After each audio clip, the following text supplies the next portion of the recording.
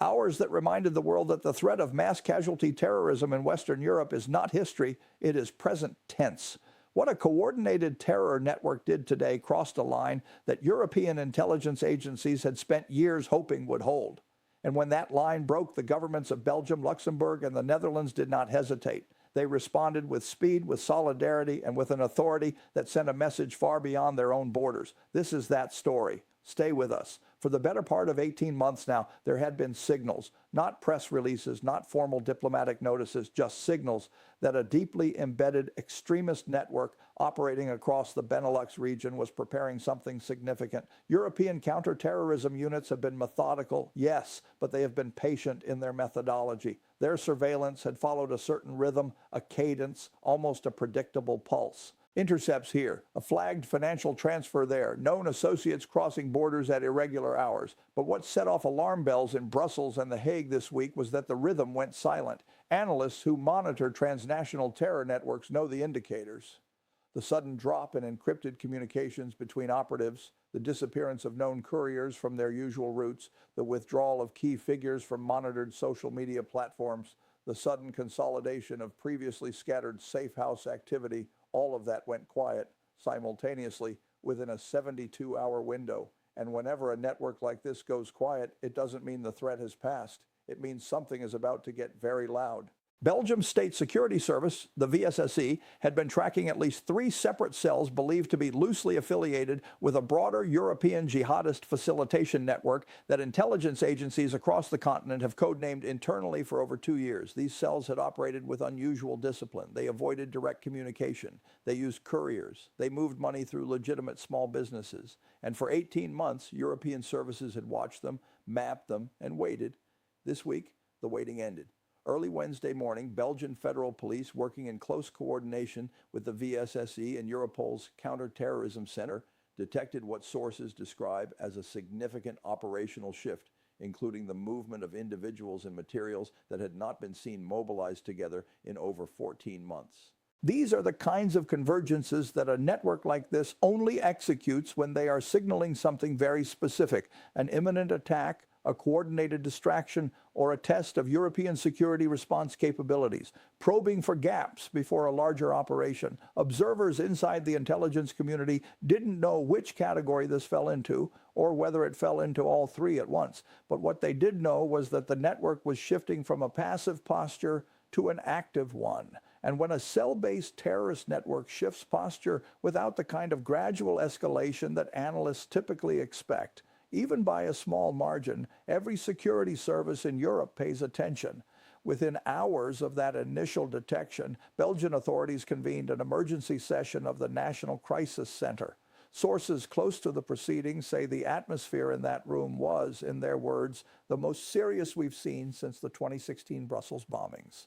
That comparison is not made lightly. The 2016 bombings killed 32 people and injured over 300.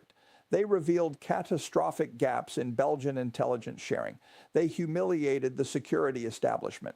And they haunted every decision made in that National Crisis Center for the years that followed. So when senior officials invoked that comparison on Wednesday morning, it was not dramatic. It was clinical. And it was a signal that this was real. The terror alert issued by Belgium's Crisis Center on Wednesday afternoon was not routine. It was not symbolic. It was not precautionary in the casual sense of the word. It was, by every measure available to us tonight, urgent. Official after official, briefing after briefing described the network's mobilization as accelerated beyond what surveillance had anticipated, operationally coherent in a way that suggested experienced external guidance.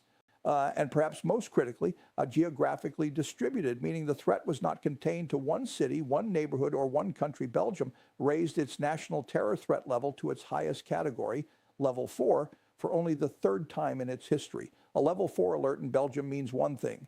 An attack is considered not just possible, but imminent and specific.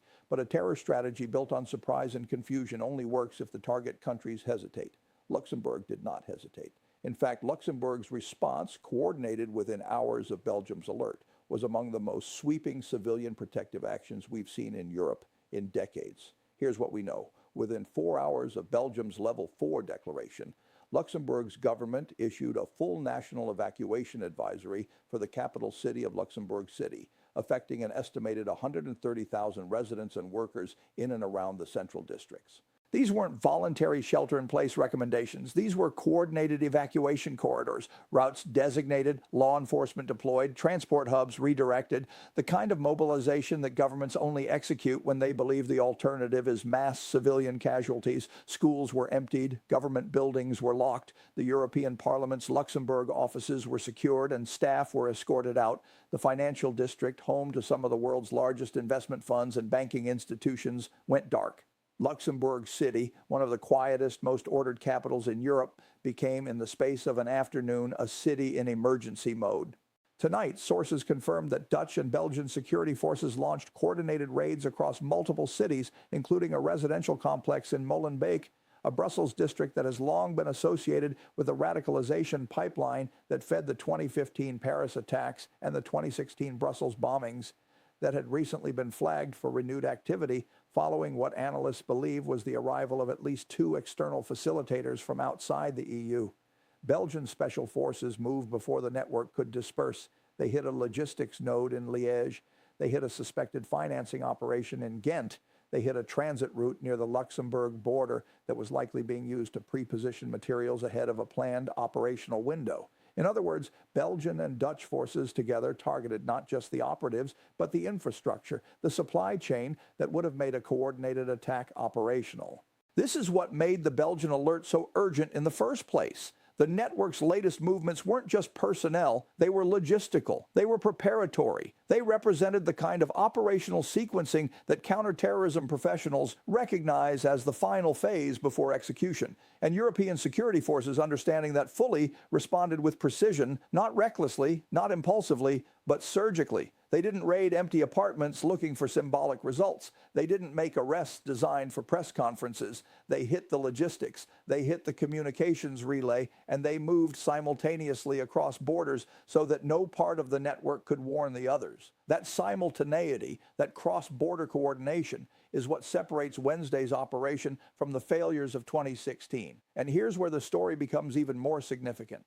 Intelligence analysts now believe that this network's latest mobilization was specifically designed to test the readiness and the nerve of European security services at a moment of perceived institutional fatigue. The network wanted to see whether, a decade after the height of ISIS-era attacks, European governments had grown complacent, whether the public pressure for normalcy had eroded the operational edge of intelligence services, whether budget pressures, political distractions, and the sheer passage of time had dulled the response. But instead, the opposite happened. Belgium, Luxembourg, and the Netherlands didn't blink. They responded with a coordination so rapid, so synchronized, that even veteran counterterrorism observers described it tonight as a demonstration of exactly the kind of integration that European security cooperation has been promising for years and rarely delivering. You don't get a network like this to reveal itself easily. But on Wednesday, through a combination of patient surveillance and decisive action, European authorities did exactly that.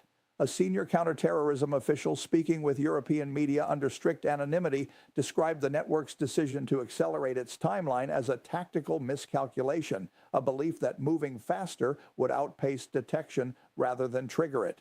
But Belgium proved today that its intelligence apparatus remains both vigilant and agile. Their operations were not only decisive, they were calibrated so precisely that key arrests were made without a single shot, fired in at least 3 of the 5 confirmed raid locations. That restraint matters because it shows operational maturity. It shows that Belgium's special units are not simply reactive, they are predictive, they are prepared, and they are capable of executing under the highest pressure without creating the kind of chaotic confrontation that itself becomes a news event the network can exploit.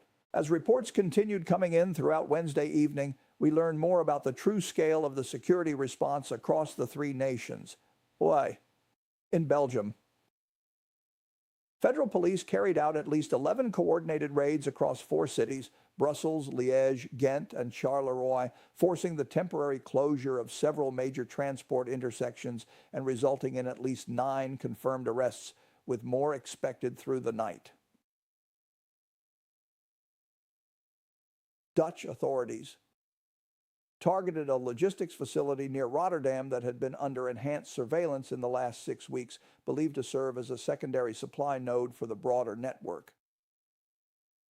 Luxembourg's Grand Ducal Police, operating with direct support from Belgian liaison officers, reportedly secured 3 residential addresses in the southern Esch-sur-Alzette district used by individuals connected to the network's facilitation wing. This wasn't just a series of arrests. This wasn't just a precautionary shutdown.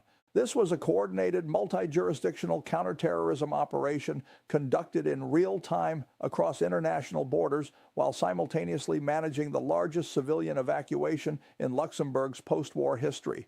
This was European security integration actually working. And European security integration working is the one thing this type of network has consistently banked on not happening.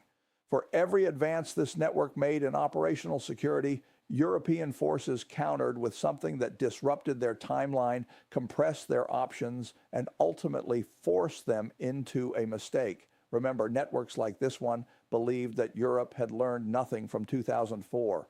They believed that from Madrid, Europe would fracture rather than consolidate. They believed that from Paris in 2015, Europe would turn inward, divide along national lines, and abandon the cooperative intelligence frameworks that make cross-border responses possible. They believed that from Brussels in 2016, Europe would be too traumatized, too politically divided, and too institutionally exhausted to build the kind of seamless operational relationship between national services that tonight's response required.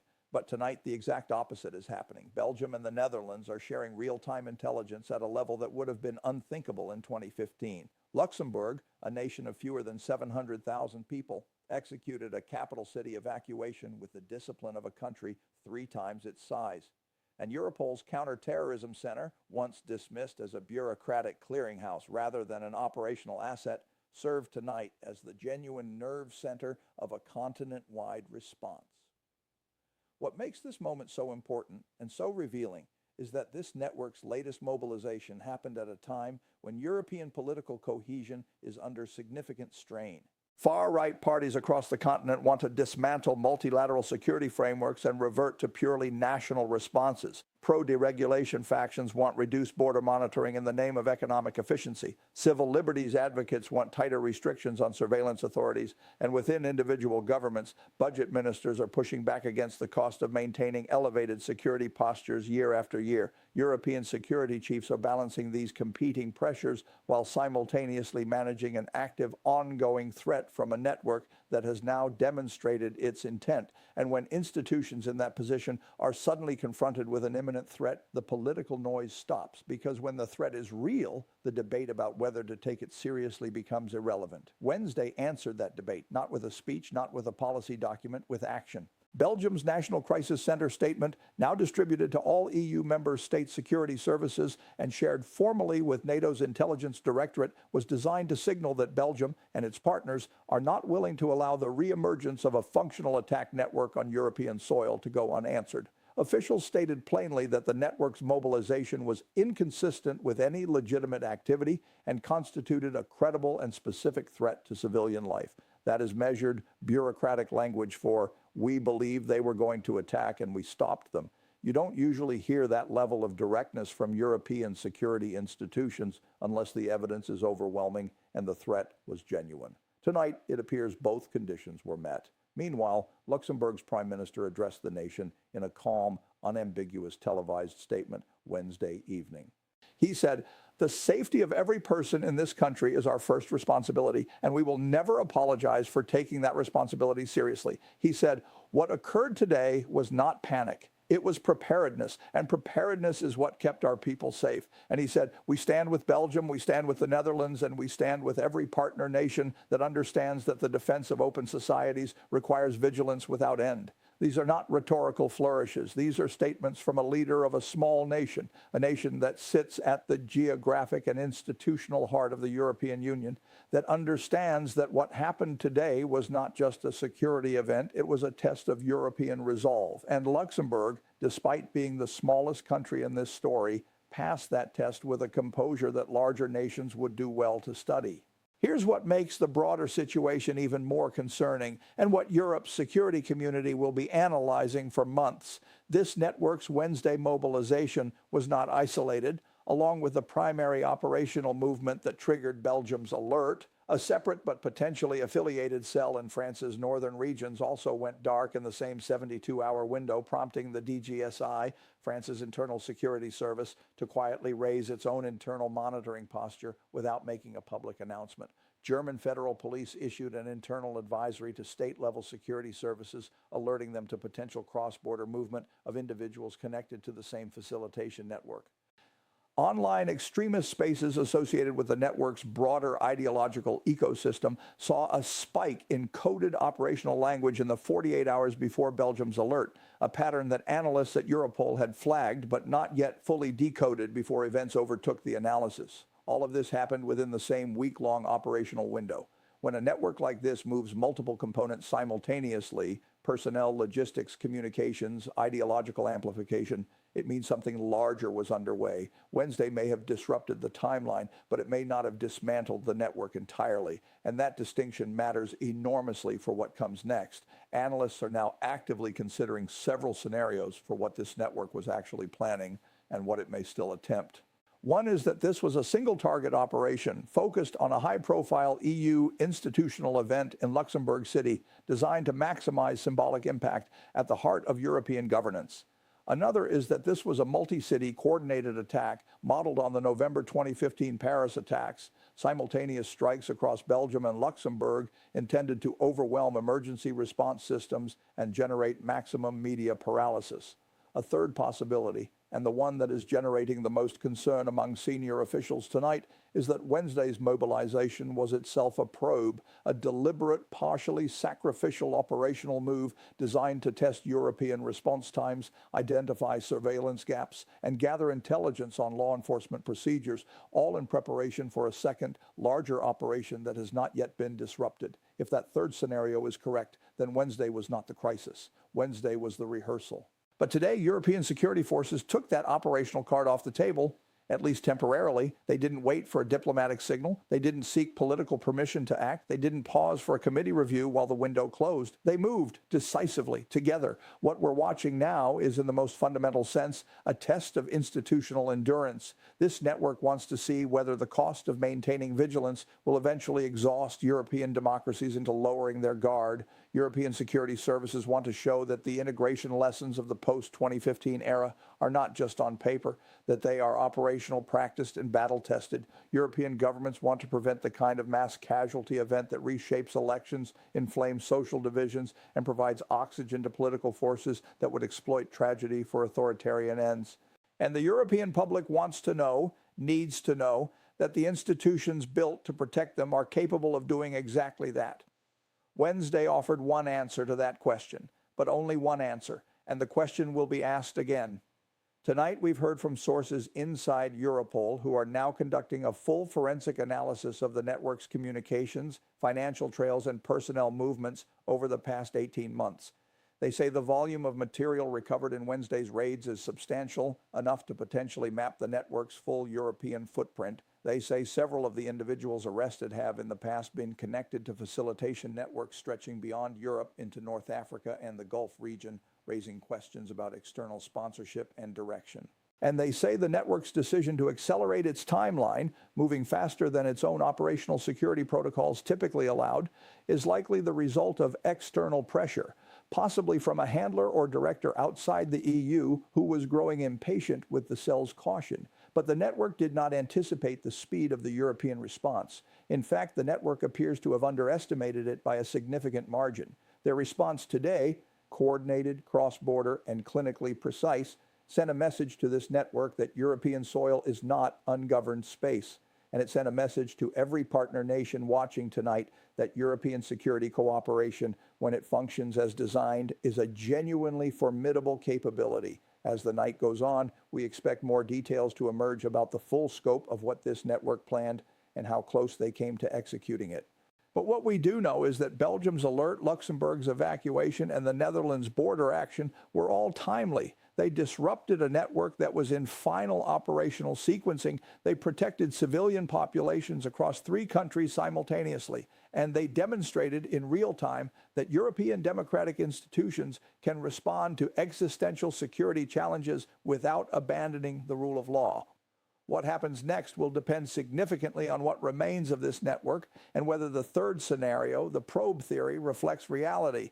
If this was a single operation that has now been neutralized, Wednesday will be remembered as a significant European security success, a moment when the system worked. If this was a probe, Europe's security services have already shown they are not unprepared. They have shown they are watching. They have shown they are ready to respond. And they have shown that the cooperative architecture built painfully after 2016 can, when activated, move faster than the threat it was designed to counter. And tonight, for the first time in months, this particular network appears to be exposed. Luxembourg City is quiet, too quiet for a capital that emptied itself in an afternoon. But that quiet is different now. It is the quiet of a city that protected itself, not the quiet of a city that was caught unprepared. And when a network like this is exposed, it means they are recalculating. It means they are assessing what was lost, who was taken, and what, if anything, can still be salvaged. It means they are choosing their next move very carefully. Because tonight, this network learned something these networks always learn eventually.